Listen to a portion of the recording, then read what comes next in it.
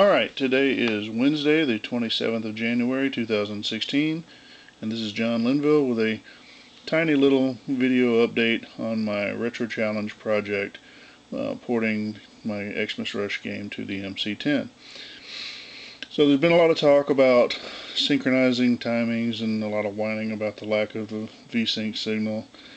And so it had occurred to me, and somebody else brought it up, that maybe you could just fuzz the timings a bit, so that instead of timing exactly one frame period, you could do a little bit more, a little bit less, and kind of spread the error around, so that sure, you'd still have some video glitching or whatever, but maybe it wouldn't be that noticeable. And so I took an opportunity to code a little bit of that up, and just so we could sort of gauge the basic of what the effect would be like. So what I've done is each of my moving objects is 8 lines high, and so what I did was change the timing constant to, instead of being an entire screen, it's an entire screen plus 8 lines, so that if you do manage to miss that 8-line group being blanked out, next time you come around, you should be at the end of the line. So hopefully it minimizes the effect in that respect. Now, I didn't change any of the algorithms yet, so it's still, I'm erasing everything and then redrawing everything in separate groups instead of doing an erase and immediate redraw of each thing.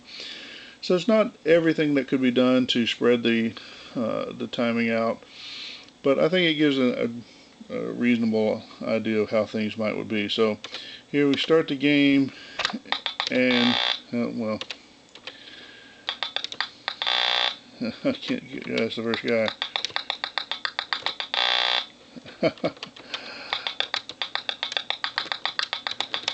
Okay, and so you can see it sort of rolls, and every time you can kind of see a blip on the screen.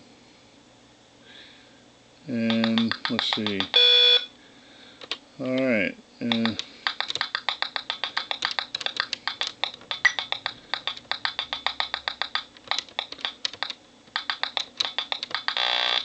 Well, anyway.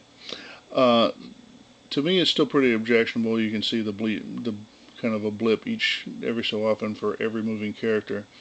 And so that's the war I'm fighting, and the reason why I'm trying to introduce the timing step.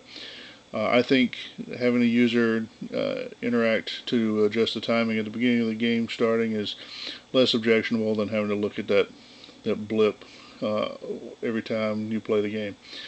Hopefully everyone agrees. Anyway, well, that's the point of this update. I might be back pretty quick with another update, but we'll see. Anyway, I hope you're enjoying these messages, and of course, as always, I hope you will continue to stay tuned.